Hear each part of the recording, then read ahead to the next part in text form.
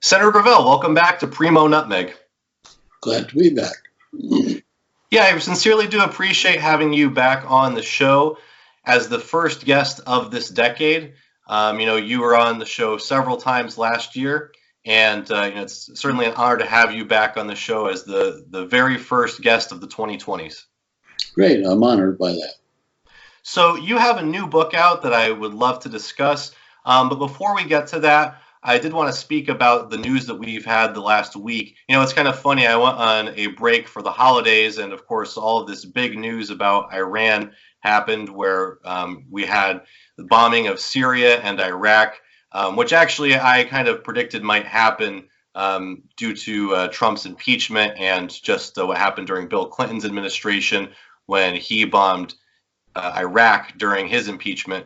But Trump bombed Syria and Iraq in December. There was some backlash against that, some protests at the embassy in Baghdad. After that, of course, the United States assassinated a top-ranking Iranian commander. And then following that, we had Iran shooting some rockets at U.S. forces or at a U.S. base in Iraq. And then also recently we had this news about this plane that crashed in Tehran.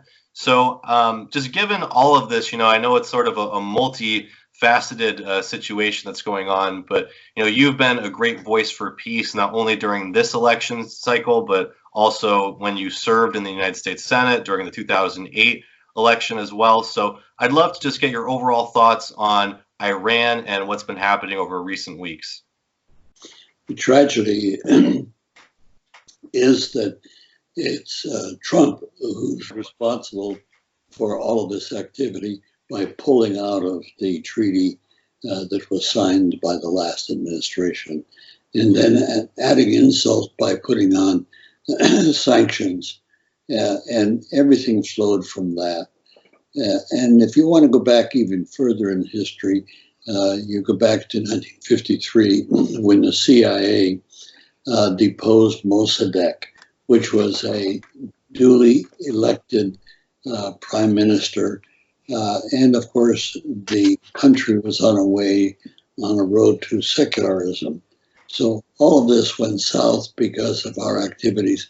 Now, I might note that the deposing of Mossadegh took place in the third month of Dwight Eisenhower's administration. So all of these things go back and primarily rest with Republicans who in this foreign policy are absolutely irresponsible, bringing the world to the brink of war in the Middle East. And this is not going to be a war like Iraq. Iraq was a small country and couldn't really defend itself. And that's not the case with Iran. That's not the case at all. They fought a 10-year war with Saddam Hussein, who was backed by the United States, supplied by the United States, and the Iranians brought that war to a favorable standstill against Saddam Hussein. So no, what Trump is doing is risking the survival of the planet. But in the short run, what I think is encouraging is that because of what he did in the assassination of Soleimani, is that Iraq has asked the United States to leave. Now, can you imagine? We used to always say, well, we're there because we've been invited there. They're inviting us out, and Pompeo saying, we're not going. We're there to fight. And so this is, but I think what's going to prevail is the U.S. will be chased out of Iraq, and that will impact negatively on our presence in Syria. And then it'll impact negatively on our entire presence throughout the region, where we have upwards of 80,000 American troops. What's confusing to me is even just trying to figure out what Trump's endgame is, because it doesn't seem as though any sane person in the U.S. government would want a war with Iran, especially after years of war in Iraq and Afghanistan. And we saw this, I think, after Iran fired those missiles into Iraq. Although it seemed as though Iran was not trying to actually kill any U.S. service members, just based on the circumstances around those missiles being fired. What do you think the end game is for the Trump administration? Is it just to maybe make the claim that they're preventing Iran from getting a nuclear missile? Because it seems as though that was a major part of Trump's speech the other day, where he started off at the very beginning saying Iran will never have nuclear weapons. Trump's end game is he has no end game. That's the end game. He's totally ignorant of foreign affairs, and his actions are all erratic, spontaneously. He wants to negotiate with Iran. What he wants is another photo op like he has with Kim Jong-un, which means nothing in terms of advancing peace and solutions at the international level. No, Trump is an ignorant fool, and you could say a narcissistic fool in that regard. So what's interesting about this, again, is that this is happening with the backdrop of impeachment. Do you think that this is playing a role? Do you think that it's Trump and the Trump administration trying to distract from impeachment, or do you think that it's unrelated to that? I think it's somewhat related, but it's difficult to see because, of course, Trump accused Obama of doing this. And, of course, we have the tail wagging the dog going all the way back to Clinton. So it's difficult to determine whether this is trying to change the perception of what's going on in his administration. But it's dangerous. It's dangerous in any regard. And if he were to initiate a war, this may not be the one that people rally around the leader. They would want the war to stop immediately. So let's see what happens. But it's not encouraging because Trump is totally unpredictable from one day to the next, has no consistent strategy or consistent thinking pattern for that matter. So we're just stuck with a fool at the helm of our government, which is a reflection on the people of the United States. It took a lot of people to get him there, and it's going to take a lot of people to get him reelected. I hope he's not reelected, but if he does, it's just going to sink the United States deeper into the morass of confusion. So what's also interesting is that, I think because of the timing of this, Democrats find themselves protesting the strategy of killing Soleimani at this point in time. And we've seen many Democrats, saying that Trump was very reckless with this attack. No, what you have to understand is that the Democratic Party is as warmongering, almost as warmongering as the Republican Party. We forget that the invasion of Iraq took place with the help of the Democrats who controlled the Senate at that point in time. So no, and you see it just in the recent budget that was appropriated for 780 billion rather, and that contained all the cost of funding the wars and funding the aggressive attitude and policies that we have overseas. Well, this was agreed to in the House legislation that passed. We're appropriating $22 billion for a new submarine. We have 12 of Tridents. Each one has over 150 warheads on board. They could hold any nation or the world hostage. So this spending continues. And of course, in the debates, we've yet to hear of any question by mainstream media of the candidates about the military-industrial complex. The only one who's raised that issue is Tulsi Gabbard and, to a degree, Bernie Sanders. Nobody else addresses this subject. This is the 800-pound gorilla in the room, and nobody wants to talk about it, in whether it's the Democratic Party and, of course, the Republican Party, which sustains uh, Trump with all his craziness. So that we're in a dilemma, and looking to the Republican Democratic Party to solve this, I think is a little wishful thinking. And what's also interesting is that while this is happening, something that's not really being reported so much is we've also seen several Democrats recently come out against the Maduro regime again in Venezuela. Look what's going on in Venezuela right now. What are we doing? We're being irresponsible. I'm the guy that put together Plan Colombia. Straightened that government out for a long while. Now what's happening? Millions of people are crossing the border, destabilizing Bolivia. Already destabilizing the Amazon, but, Brazil. Dealing with what's going on in Colombia. And what are we doing? We're sitting here with our thumb in our ear. Why do we think populist movements occur? We also saw a very hawkish tweet recently by Pete Buttigieg. What are your thoughts overall on just the hawkishness that we're seeing from the Democrats in terms of Venezuela? Well, Biden and Buttigieg are two of a kind. They're supported by and large by Wall Street with big donors, and they're supported by the military-industrial complex. Their attitude towards Venezuela is totally wrong and basically immoral. Why are we? This is regime change. And who are we to dictate what regime the people in Venezuela are going to have? And so we've been sanctioning them. We've been sabotaging them. We've been doing everything possible to mess up the economy of that nation. And of course, thousands of people are dying as a result of the sanctions that we put on that affect the ability to have medicines, that affect the ability to feed people properly. This is all our initiative. And what's been going on has been the black hand of the CIA trying to change regime in Venezuela.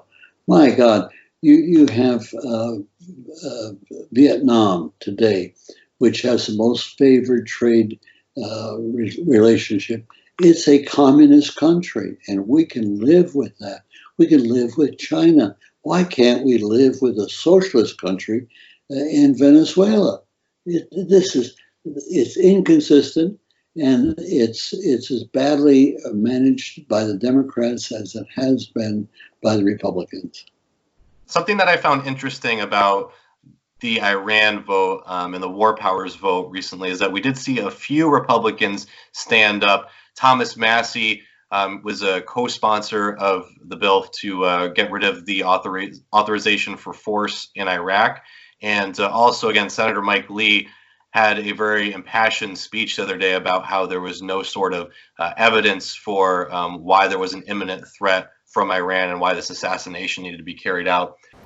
It is not acceptable for officials within the executive branch of government, I don't care whether they're with the CIA, with the Department of Defense, or otherwise, to come in and tell us that we can't debate and discuss the appropriateness of military intervention against Iran. It's un-American, it's unconstitutional, and it's wrong. And I hope and expect that they will show greater deference to their own limited power in the future, and to the power that belongs to Congress. This is not about us, it's not about any one of us. This is about our fidelity to those we represent. These powers are not ours. They don't belong to any of us. But when we allow them to be exercised through the wrong branches of government, with the wrong process, when you don't have debate and discussion, you don't allow the process itself to correct itself for the American people who will be most affected by these decisions to weigh in. That was insulting. That was demeaning to the process ordained by the Constitution. And I find it completely unacceptable. I actually came across a tweet by your former, I believe it was campaign manager, David Oakes, that I thought was interesting the other day. He said, part of the left's problem is a lack of respect for conservative isolationists, localists, populists, anti-globalists. Conservative non-interventionism has a rich history, and to paint all of them as Nazis is factually and strategically moronic. Do you agree with David in that regard? Oh, very much so. He has his own thinking, and it's great thinking, I'm going to tell you. I admire the young people who managed my campaign. They have their own thinking, and it's spot on with respect to me. Now, maybe there's a difference through the age difference, but putting that aside, I really am very proud of them. And something I guess that confused me about that is that I know that earlier this year, I guess you had received an invite from Tucker Carlson. Tucker Carlson, he's one of these people who was in favor of the Bush administration in years past. But more recently, he's really been kind of coming from that non-interventionist conservative perspective. He was actually, I believe, the only Fox News commentator who spoke out against Trump's assassination of the Iranian commander. So again, I thought it was strange because I know that they had turned down the request for you to appear on Tucker Carlson earlier this year, and I just thought I'd ask you what your thoughts were on that. Did you want to appear on Tucker Carlson, or just what happened there? No, I was prepared to appear on Tucker Carlson. This was one of the judgments that they made, and I was not aware of it until after the fact. But these are minor differences. My attitude is that you talk to anybody and everybody that wants to hear your voice. Tucker Carlson, incidentally, has been very kind to Tulsi Gabbard for the same reason that he was wanting to probably interview me, and that was that she's very outspoken against foreign involvement, regime change wars, and really has been providing a great deal of leadership, which has cost her dearly because mainstream media has not even addressed any of the issues she brings up. They'd rather go to Buttigieg, who's nothing but a puppet for Wall Street and the military-industrial complex. Yeah, I know it's funny. The more I read into Buttigieg, he really has a very strange background. Both of his parents were professors at Notre Dame. One of them, his father was actually an acclaimed Marxist professor. But I mean, Pete's whole background, he was one of the first people on Facebook, and he seems to still be friends with Mark Zuckerberg. He worked at McKinsey and a bunch of different think tanks. He's also been the mayor of South Bend, Indiana for just a few years, and now seemingly could become the president of the United States potentially. He served in Navy Intel also, and it's just a very kind of strange background. There's been, some accusations from people that he may either be in the CIA or have ties to the CIA. And the Daily Beast actually recently did a hit piece against the, left-wing conspiracy theorists who are pushing that narrative. But yeah, I'd love to know your thoughts overall on Pete. Do you find his background strange? Do you think that he might have ties to the CIA, or do you just find his policies to be contemptible? No, I think it's just his policies. First off, he's accepting millions of dollars from mainstream media and and Wall Street and the military-industrial complex. That alone should give you a tip-off as to what he's going to be. Same old, same old. He's a natural. If Biden gets the nomination, he's going to pick Buttigieg to be his vice president for the very simple reason that they're both receiving money from the same groups in Wall Street and in the military area. So no, Buttigieg, I think, first off, he's not done a good job in Indiana, and ran for governor of Indiana and lost. I'll bet you if he were on the ticket, he wouldn't even carry Indiana in the general election. So no, and then of course, I think that it's going to have an effect. The fact that he's gay, and there's nothing wrong with that. But the fact that he is gay is going to have an effect on the black community and going to have an effect in middle America. But that's an aside. That's just a negative that he's going to have generically because of what he believes in. So, but as far as him as a leader, it's an abomination. He's the same old. Drawing money from Wall Street, like a number of Democrats, and then of course that leads to democratic liberal invasions of regime change. he's going to be the same as what we've had in the past, the worst part of the Democratic Party. So I do want to get to some questions from my patrons. But before that, I did just want to talk about something that, because you've been on the show several times recent months, but we haven't ever discussed the Jeffrey Epstein saga. The suspicion that the suicide by Epstein was not a suicide. It's a legitimate suspicion for the very simple reason that he's acted as the pimp for a lot of celebrities and a lot of powerful people who obviously are sighing a sigh of relief over his suicide.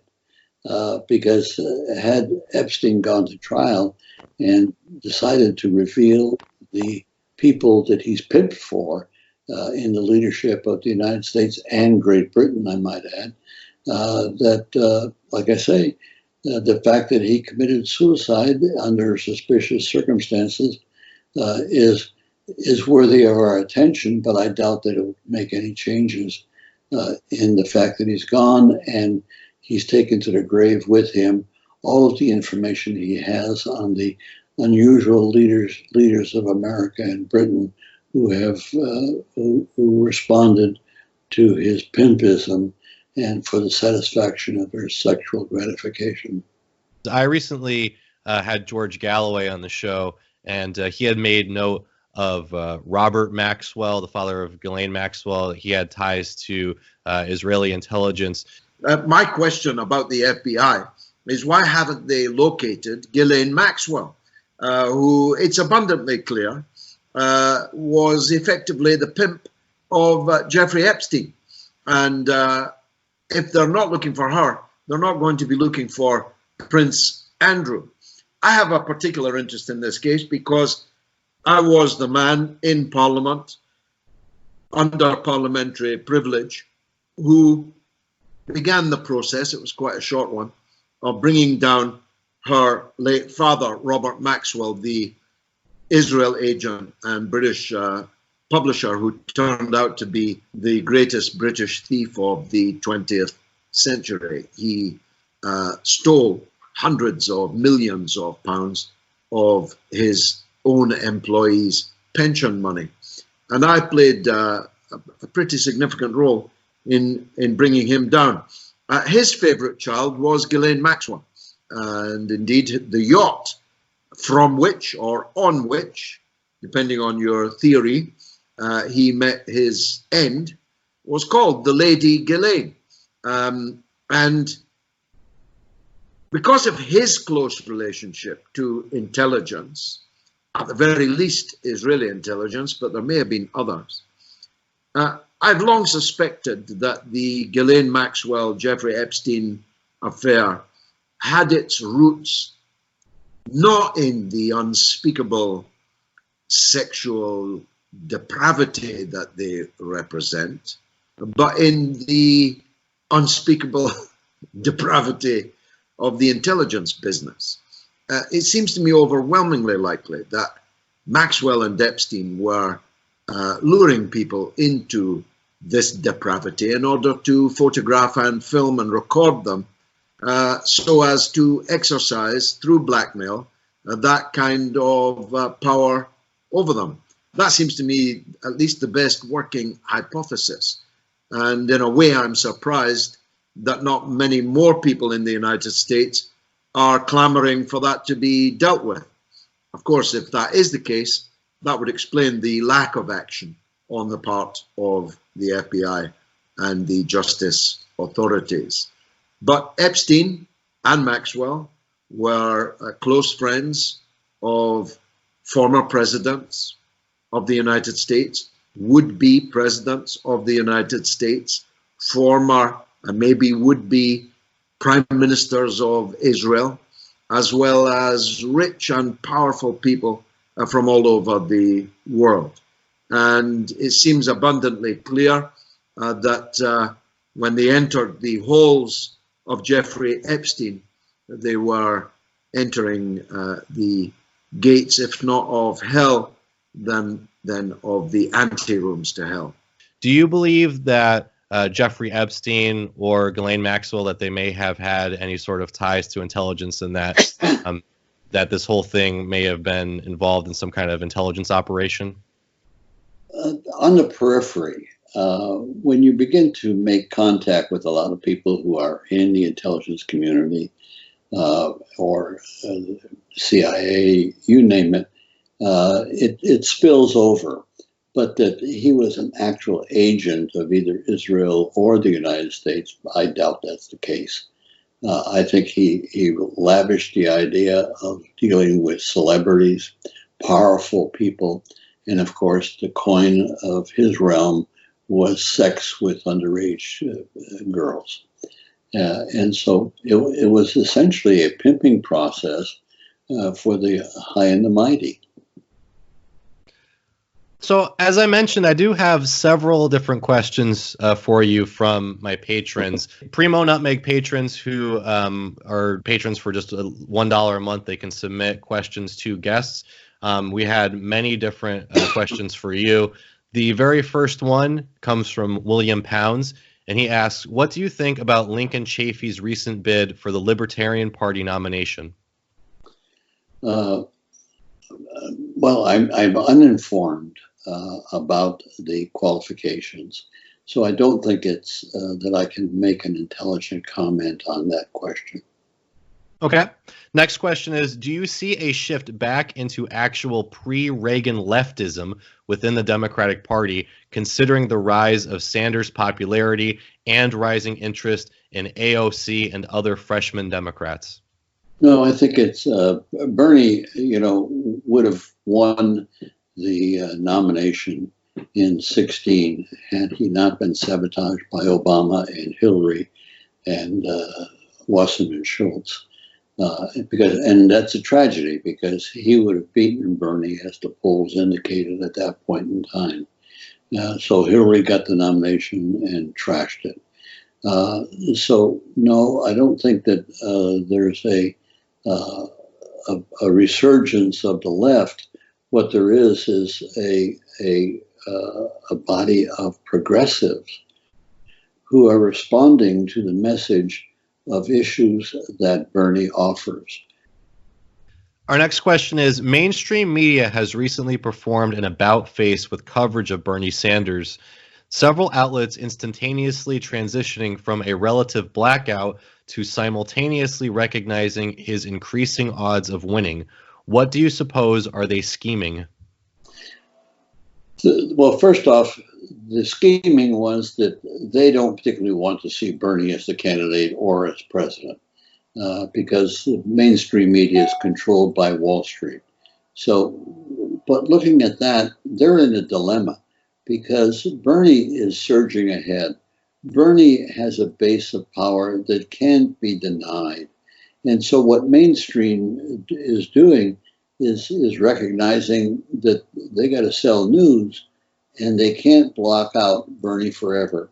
And Bernie, what's happened, he's moved ahead now. And I think you'll see some very interesting results out of Iowa and New Hampshire. And of course, Bernie will carry California. So once we get through California, it will be self-evident that Bernie is the nominee. So the next question is, Senator, do you agree with Tulsi Gabbard's vote on the Ukraine impeachment?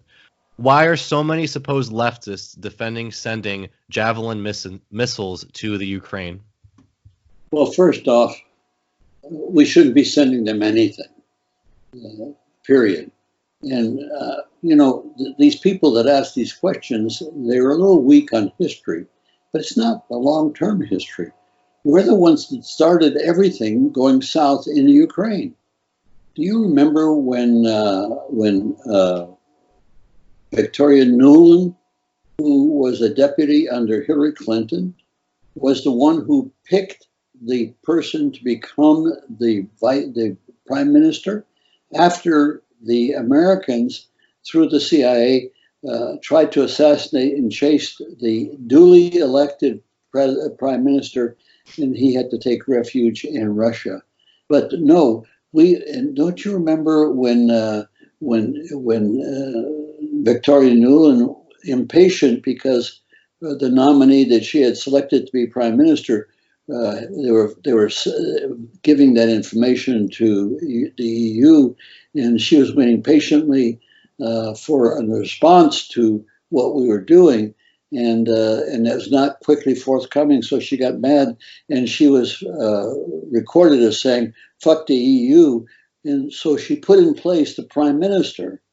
Now, this is regime change in a brazen, open fashion. And so now when we worry about why we have difficulty with Russia, with the Ukraine right on their doorstep, when we were trying to induce the Ukraine to become a member of NATO, it's just one big mess that we created. And fortunately, we have a new president who's duly elected in the Ukraine. And I think that he and Putin are going to arrive at an accommodation over the war in the eastern part of the Ukraine, the Donbass area, which are Russians who were unhappy with the Nazis who had control of the central government. And of course, we turned around and gave arms to those crazies so that they could wage war against the Donbass Russian region. And of course it was, and then when you look at we sanctioned Russia over the Crimea. Now we started this, and then Russia protects themselves because their most significant military base is Sevastopol, and that's in the Crimea. And so Putin took over the Crimea very peacefully with a plebiscite where 90% of the people voted to be with Russia. And here again, you forget history, that it was 50 years, less than 50 years before that, that Nikita Khrushchev put the Crimea along with the Iranians. So here again, it would stand us in good stead if we remembered some of this history, because it would caution us on our attitude of what we should do today. And that's the reason why I don't want to see the Ukraine get into a major war with Russia, because Russia will win and we won't intervene. We did the same thing in Hungary, where we induced them to have a revolution and then we let them burn on a tree. This is so typical American foreign policy. So in regards to the first part of the question, what I think they were asking about was Tulsi Gabbard recently voted present in regards to Donald Trump's impeachment in the House of Representatives. And she received a lot of flack from that, from the corporate media, and also, from many in the Democratic Party and on the left. So what are your thoughts on her present vote and not voting either yes or no for impeachment? I think that if I were in the Senate today, I probably would vote present also.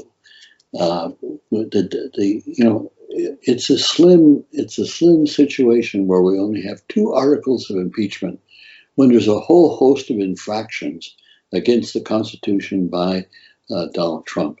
And so to rush to judgment for a political calculus time-wise, I think was a mistake.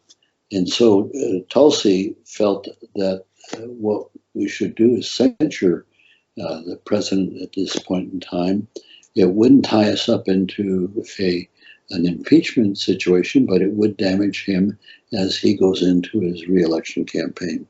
But to proceed with an impeachment process right at the apex, and it's going to be at the apex of the political campaign that this happens, because this impeachment won't be over.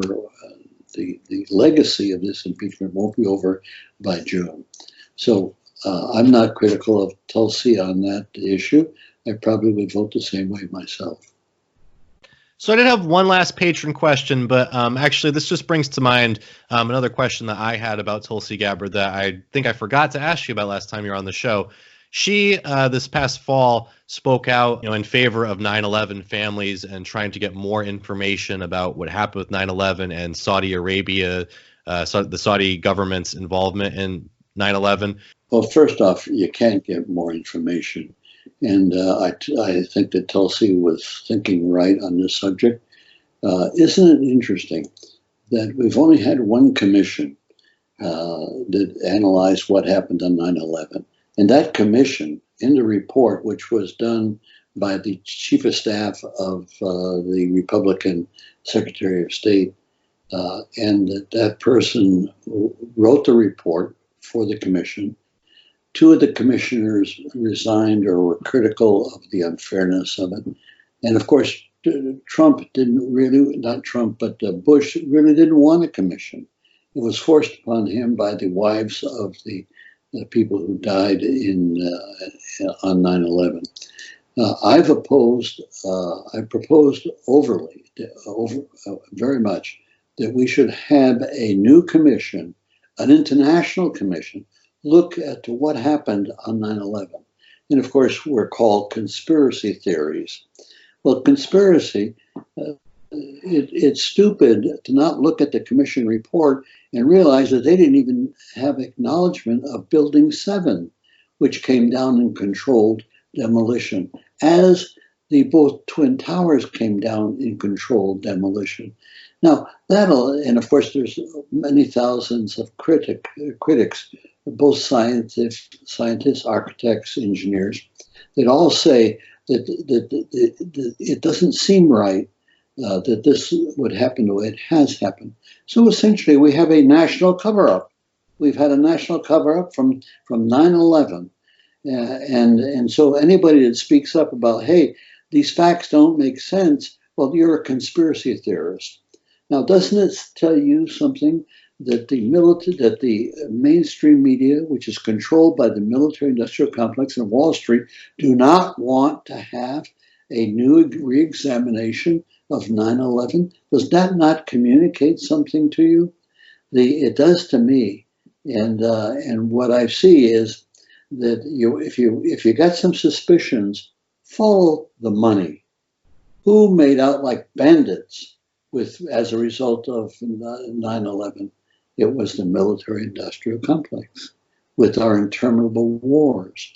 So why would we not want to look more closely at what has triggered all of these wars?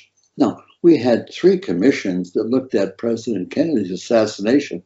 Could we not tolerate to have another commission to look at what happened on 9/11, which has triggered interminable wars and the deaths and the loss of treasure of us? This is stupid. And so whenever you hear mainstream media saying, oh, these are conspiracy theorists, which I've been charged with, it's not a conspiracy. It's a question of a legitimate suspicion that's not looked into properly. And I think the only proper examination can be done by an international commission, not just a group of American politicians who are trying to cover their ass. So our last patron question comes from J.E. Clark. J.E. writes, Senator Gravelle, some centrists and progressives are pushing for Warren to be Bernie's pick, should he be nominated. Given the dangers that could present if Bernie were to pass away in office naturally or be targeted, do you think that selection is advisable? Why or why not? I don't think it is.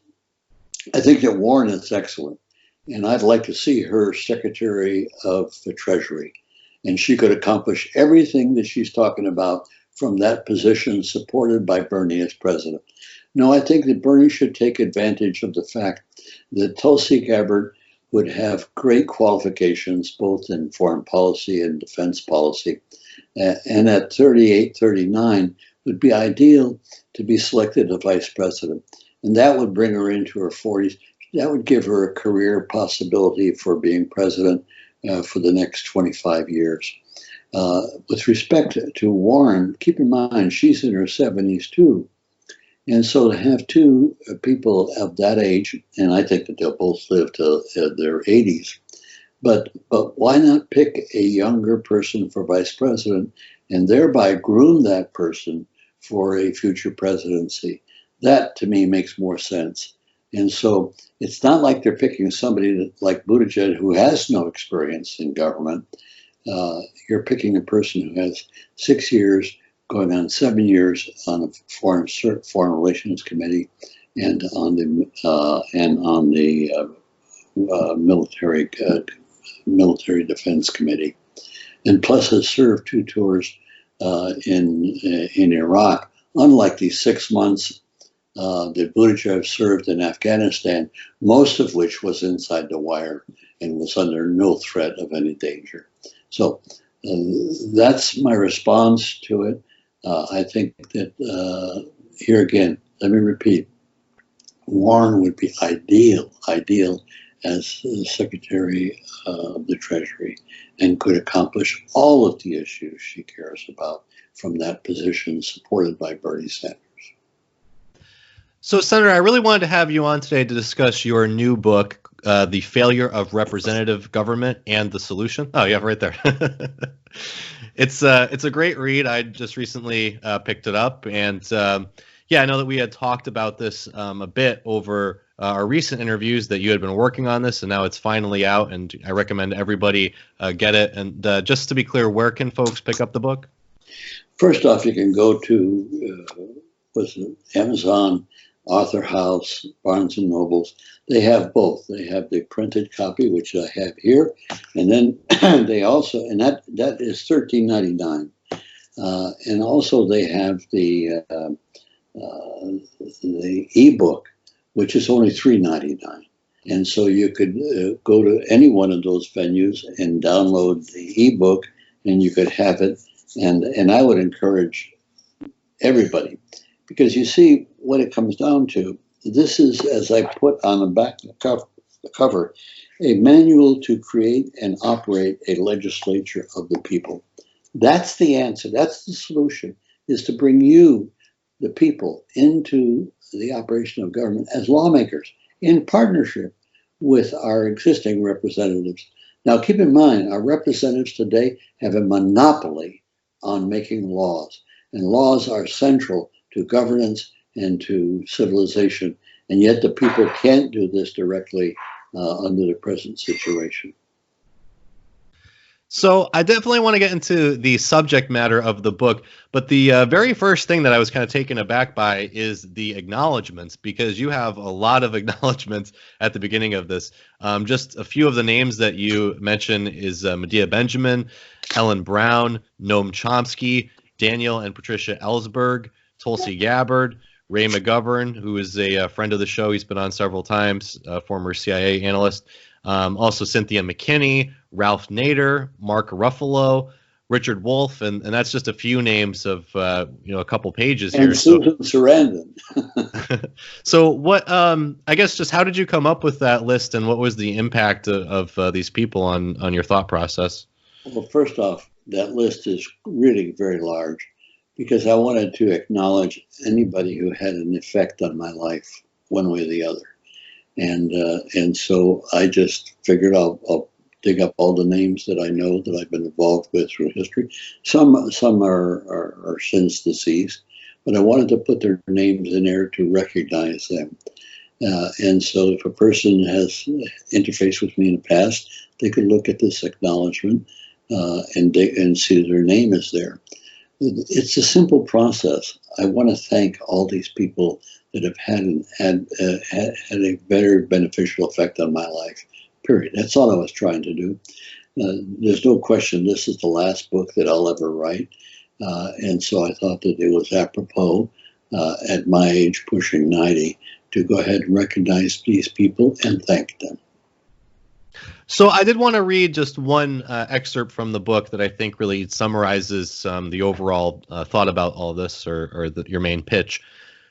You write, calling representative governments throughout the world democracies is a misrepresentation of how we govern ourselves, and as a result establishes barriers to possible change by perpetuating the myth that the people rule our government. From my observations, there are no democracies in the world where the people rule. Instead, each election day, the people give their power to representatives who then rule on behalf of the people through a monopoly on lawmaking. You then go on to reference Switzerland as the best model, but still flawed.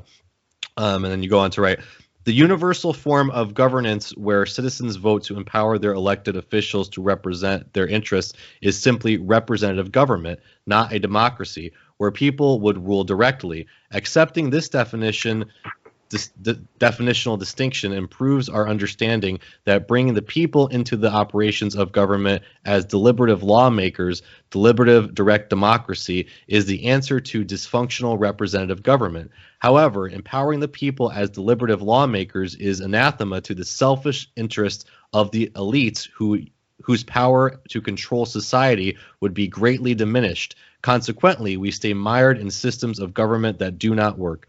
So I guess overall, where did you first learn about direct democracy? Who were some influences on you in learning about this concept? Well, first off, when I was in the Senate, I was grappling with the possibility, because politicians, when they run for office, say, vote for me, I empower the people. Well, that's not so. When you vote for a person, he's the person or she's the person that's empowered, not the people.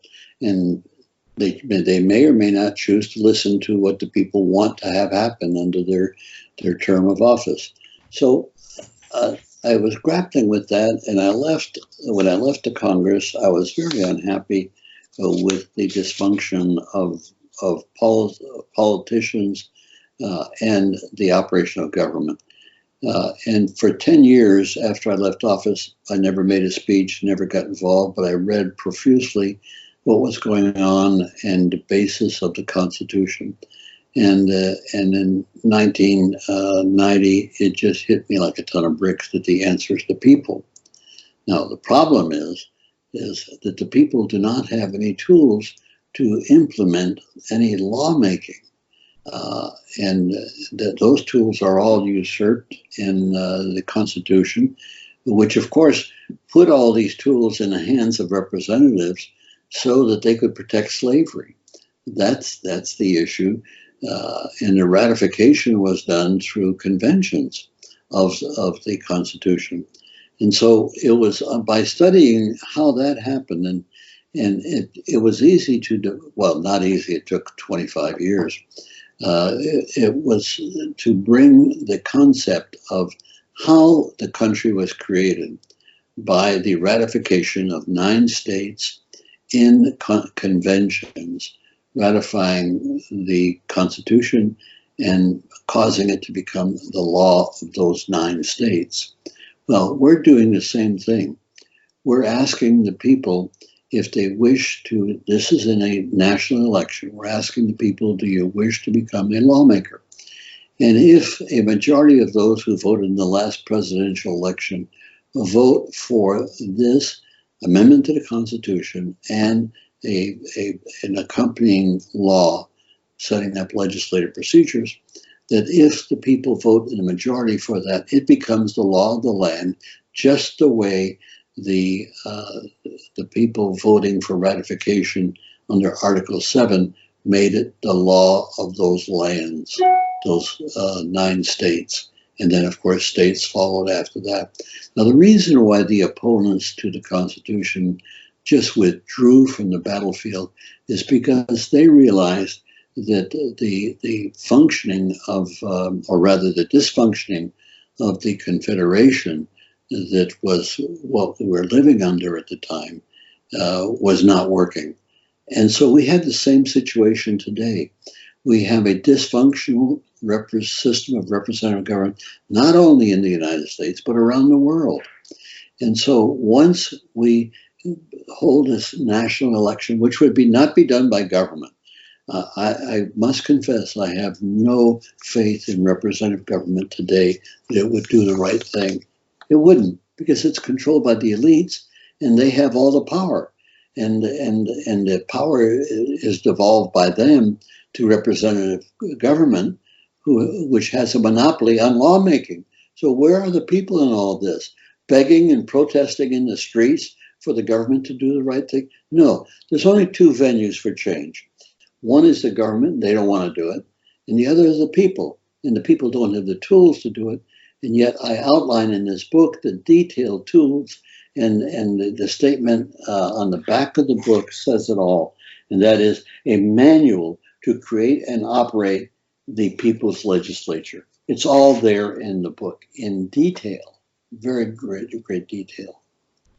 And you do actually have some legislation in here, or proposed legislation.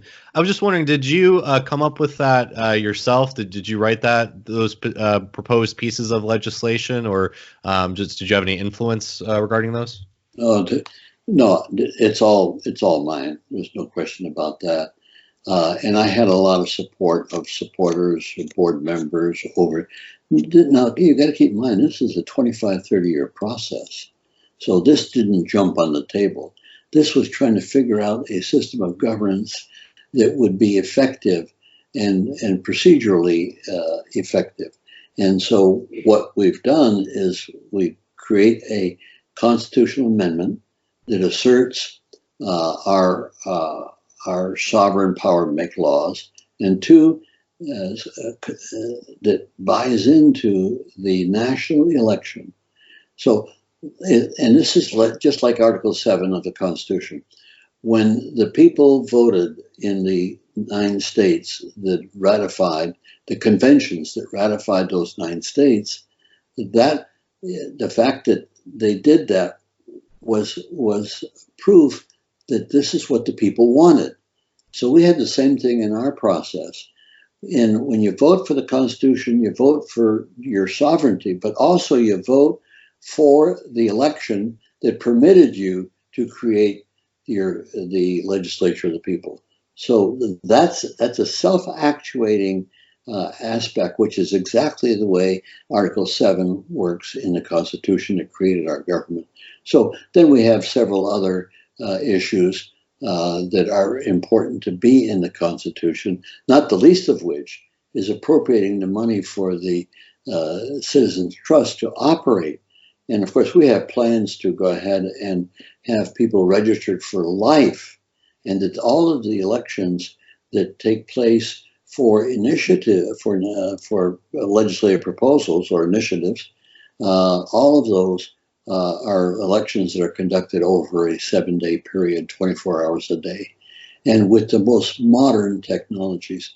It's an abysmal situation when you realize that in 1776, the Wealth of Nations came forward describing how the capitalist system worked. And at the same time, you had the Declaration of Independence by the United States. And then in 87, developed a constitution. Would you believe that there's been no substantial change in the Constitution since 1788? And then with respect to capitalism, it has raced ahead with this whole concept of science leading us to a better life. And we are better off than we were then. And that's only if we stay out of war. But the advancement of science is just been awesome. And yet we're living under a system that hasn't essentially changed from 1788.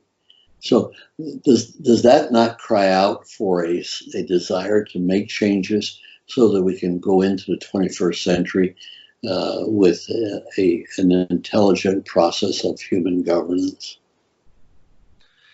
So I was just wondering too, because in the acknowledgments you had mentioned Noam Chomsky and Richard Wolff, and both of them are really proponents of workplace democracy, or in Noam Chomsky's case, syndicalism. I'm just wondering too, do you think that this sort of direct democracy, that also would involve changing the workplace at all, and empowering workers and having more worker co-ops as opposed to hierarchical type corporations? First off, you've got to understand that what this is putting the tools into the hands of the people to bring about what Noam Chomsky wants. What's unfortunate is that what Noam Chomsky wants, he's got no vehicle to bring it about. This is the vehicle that will bring about what he's talking about. And this comes up to the criticism of all pundits. What they say, they recite all the problems that we have in a country or in the world, and then they say, well, the people ought to do something and the government ought to do something. Well, we now know the government won't do anything, and the people don't have the tools to do the things that they want done. And what I'm doing with this citizens initiative is putting the tools into the hands of the people that could realize what Chomsky wants, what Howard Zinn wants, what the people want. And I would venture to say that Bernie gets elected president, he'll have a tough time getting through a Democratic Congress the agenda that he has put forth to the American people, which is a great agenda. And I would say that the best way for him to guarantee the success of his agenda is to enact the legislature of the people, who then can face up to this agenda directly with or without representative government. So something else that you spend a good deal of time on in the book is talking about foreign policy and the possibility of nuclear war. You talk about the Cuban Missile Crisis and how close we came to global annihilation. And you talk about the number of nuclear warheads that the U.S. and Russia still have, and that other countries have as well. Why is consideration for foreign policy so important? Why did you make it such a focal point in this book that when we're talking about, having, I guess, seemingly domestically more direct democracy? Well, I think that if you look at it closely, there is no difference between foreign policy and domestic policy. This is today in the 21st century, where what happens on the other side of the planet affects what happens on this side of the planet. And you can see that whether it's in the Middle East or whether it's in China, whether it's in Southeast Asia. So no, there's no distinction between the two. And this is where Americans come up short, because they think in terms of, just our country. Well, it's not our country anymore. It's the world. And we are citizens of the world. And the sooner we recognize that, the better off we'll be.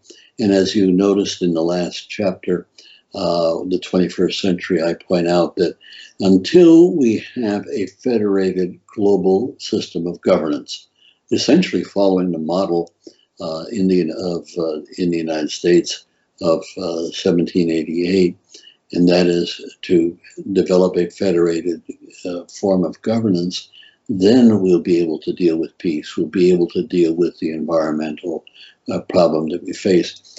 The nuclear problem is a possible disaster that could destroy the planet. Now, what is actually destroying the planet in the long term is, of course, the environmental problems that we face. And we're not facing them properly either in the United States or worldwide. Politicians make great speeches about it, but nothing happens after that, because our system of representative government is controlled by the military industrial complex, and also by the capitalist countries that continue to pollute, or capitalist enterprises that continue to pollute the environment, which if it continues, which it will, unless we change the nature of human governance, it'll continue and destroy the planet. So, once somebody does read your book, it seems as though it's quite a big initiative to then, start trying to elect, federal representatives to try to introduce this legislation. What do you think are the very first steps? Is it just people, reading this book and then getting involved in their town councils and commissions? Is it, trying to work with third parties, or just overall? I mean, what are the very first steps that we can take to start working towards this? Okay, first is education. You've got to understand that there's no recommendation I'm making in this book that involves representative government, our government, or any other government. In fact, I have no faith in the government. If you brought the government into the process, they'll sabotage it. You won't get it. So what we have to do is, it's a two-pronged approach. This book is used to try to educate people to the fact that they are the solution, not their leaders. They are the solution. And how the solution would evolve into their becoming lawmakers. And how that would be done is after we have a year or more of this book being pushed worldwide. And I encourage people to buy it, to either get it on the ebook, push friends to get it. The more we make in terms of selling the book, the more we're going to plow back the money into expanding. We're in the business of creating a thoughtful knowledge among the American people and the people of the world that they are the answer, not their leaders. Now, once we take polls and we realize that the American public is now realizing that they are the answers, but they've got no tools to do it. That's when we step in, and a group of people, would then start a national election, and it will be an expensive election. And we may have some big hitters, whatever. We'll raise money. Now, the money we raise for education is tax deductible. When you buy the book, essentially it's tax deductible because it's an educational process. But when we start the election, it's not tax deductible. We have to raise the necessary, and it'll be like a presidential campaign. It'd be $100 million plus to go ahead and hold this election with no member of the government involved. And then and of course it will have a great deal of integrity because it will have total transparency, which we don't see in government elections at all. So with the total transparency, as people vote, more people will recognize their vote and be able to check on the fact that they voted. And then once we get to the only national criteria we have is the presidential election. So once this election that we're holding, which is an organization, will be Philadelphia 2, that's the name we'll give it. They will hold this national election, not involved with any part of the government. And then once the number of people who vote in affirmative for this new package, a constitutional amendment and a Citizens Legislative Procedures Act, once the people vote for that as a majority of those who voted in the last presidential elections, we will declare this the law of the land. Now, who would oppose it at that point in time? It would obviously be the extreme, the elites, who will try to sabotage it during the process of the voting and the educational aspect of it. But then the issue will be enjoined where enough people, 60, 70, 80, 100 million American voters would have voted for this legislation, and obviously the elites would try to sabotage this at their peril. And so that's the process. One is education, because most people don't know anything about the initiative process of making laws, how they could turn around and introduce legislation. They can't. There's a monopoly by representatives, and the representatives are controlled by the elites. So the only way you're going to break that is to go ahead and educate the people as to what's possible. And that's why the book is so important, because it details, and I say it on the back, it's a manual to create and operate the people's legislature. And so once enough of the people of the United States recognize that possibility, then we conduct an election. So that could be a year, 2 years away, 3 years away. However long it takes us to educate the people that they are the answer. You are the answer, not your elected representatives. So we have nothing to do with the government, the federal government, state government, local, nothing to do with them. This is all done on a voluntary basis and with total transparency and with total ethics. So I was also just wondering, because I noticed that your campaign staff is moving ahead with the Gravelle Institute. Your Twitter account, the Mike Gravelle Twitter account, has actually become the Gravelle Institute Twitter account. What is the role of the Gravelle Institute in all of this? Is it spreading the message of direct democracy? Is there any sort of other missions for the Gravelle Institute? And also, what is your personal involvement with the Gravelle Institute? My personal involvement is total at this point, because I'll be, hopefully physically, we'll find out if I can travel around the United States, making appearances and talking about the book. The purpose of the Institute is simply to go ahead and push the book. The Institute is an educational process, rather than like we see the Panetta Institute, which is to bring in these celebrities who have screwed up the country to talk to the public. No, this is a book to educate the people, and so that will take the kids that ran the campaign will be running this campaign. and I'll be deeply involved in it. And we'll develop a lot of other people running for this campaign. If this book can go viral, and it will depend upon the people who read it and push it. If it goes viral, I got to tell you, it's Katie bar the door. We will see direct democracy in a short period of time, and that's how we're going to solve our dysfunctional form of governance. It will be a marriage of the people making laws, similar to the monopoly where representatives make laws today. So that monopoly will be broken. They'll still be able to make laws, but so will the people be able to make laws.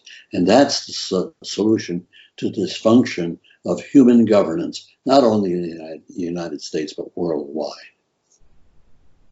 So you mentioned possibly touring. Do you have any sort of plan in place now, or you're still just in the early planning process? We're in the early planning process. We have a young lady who's volunteered to help us. And then the key thing is I'm going to be doing a couple of appearances in the Bay Area, and we could make 4 or 5 appearances. So there's enough venues for that. So there's 2 elements. One is when I'm going to do an event, am I sufficient draw to get an audience that makes the effort worthwhile? 2, how will you've heard me as I'm talking or responding to your questions, a lot of times I'll skip a beat and forget the name that I want to use. And so that's because of my age. By the time I'm into this campaign, I'll be 90 years old. So, I think that people may cut me a little bit of slack in that regard, but I can articulate the message very well, and I'll take that articulation right to the grave with me. So it's a question of, will the people, as they become aware of this book, push the book to, as you read it, you think it's important, then you want to talk to several other people so that they buy it. Once we sell enough of these, then mainstream media, which has kept me as a non-person, will have to recognize, like they're doing with Bernie, they'll have to recognize that this is a significant possibility to address the concerns that people have. People in the United States and in the world, they want change. I know of nobody that offers significant change other than pontifications that people should and the government should. This is the plan where the people can and the government will. And the only way we can make this happen is enough people buy the book so that they'll fund a greater expanse in the educational process that will be conducted by these young kids and several professional adults and myself. So we need people to pick up this book and realize that this is just not a literary article. That what this is the tool to bring about the enfranchisement of the American people as legislators. Well, Senator, I found it to be a great read. It's a wonderful book. It has many different components. I encourage everybody who's watching and listening to please pick up a copy. And, Senator, I am always very interested in your work and hearing from you. If you do a tour, I'd love to find out about it whenever that is planned, and to possibly see you in person on that tour. Once again, for folks who would like to pick up a copy of the book and maybe also just stay up to date with what's happening with you, how can they do that? Well, one, they can just go to either Author House, just press Author House on your computer. Or you can go to Amazon, Barnes & Noble, and then there's a whole 88 numbers of smaller organizations that have access to the book. And you could do one of 2 things. I would recommend, because it'll go faster, and that is to get an ebook, which is $3.99. I think anybody who's got any kind of a brain can afford that. And buy the book as an ebook, and then get others to buy the book. That's the key. Is we have to expand the purchase of the book so that mainstream media will have to react. And the other is you can buy it at a bookstore. You can call the bookstore and order it, or you can call it on Amazon. They'll send it to you. But here again, the more people buy the book, which is now $13.99. And then, of course, if it's in California, it's plus tax. But if it's in Texas, you got no tax. So this is something that the intelligent working community in the United States can afford. And what they can afford to do is to equip themselves intellectually that they are the solution to human governance, not the leadership. Well, Senator Gravelle, I really do appreciate you being on the show. And as always, I appreciate all of the work that you do, all of your work and insight, and of course, your service to this country. Of course, reading the Pentagon Papers into the public record. You'll always be an American hero, an American icon for that. So thank you again for all of your work, and hopefully we can have you back at some point in the future. Thank you very much, and thank you for supporting the sale of this book.